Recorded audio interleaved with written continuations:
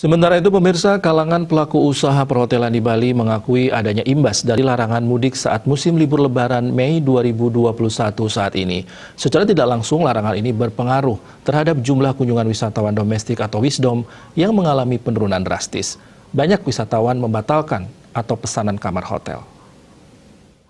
Bali Hotel Association (BHA) Francisca Handoko menyatakan, berdasarkan informasi dari anggota BHA, ada beberapa hotel yang melaporkan adanya pembatalan reservasi oleh para pemesan.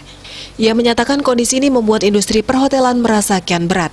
Kendati sampai saat ini belum memiliki data terbaru hotel di Pulau Dewata yang tutup, tidak menutup kemungkinan jika kondisi tidak juga membaik. Kemungkinan besar hotel dapat menutup pintu sementara untuk mengurangi biaya operasional. Francisca Handoko berharap pada Juli 2021 dapat dibuka untuk wisatawan mancanegara karena kondisi pelaku pariwisata Bali sudah sangat kritis. Ia pun menilai apabila tidak ada bantuan secepatnya dari pemerintah, yaitu dana hibah jilid 2, hotel-hotel akan kian terpuruk. Dana hibah membantu hotel dalam persiapan operasional baik perawatan fasilitas dan biaya-biaya lain agar tamu dapat tinggal dengan memuaskan. Sementara mantan Ketua BHA Imade Riki Darmika menyatakan, jumlah Wisdom yang turun drastis membuat okupansi hanya 1 digit dari sebelumnya mencapai 2 digit.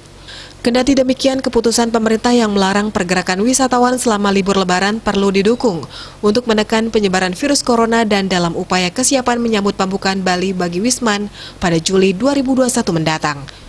Bisnis Bali melaporkan.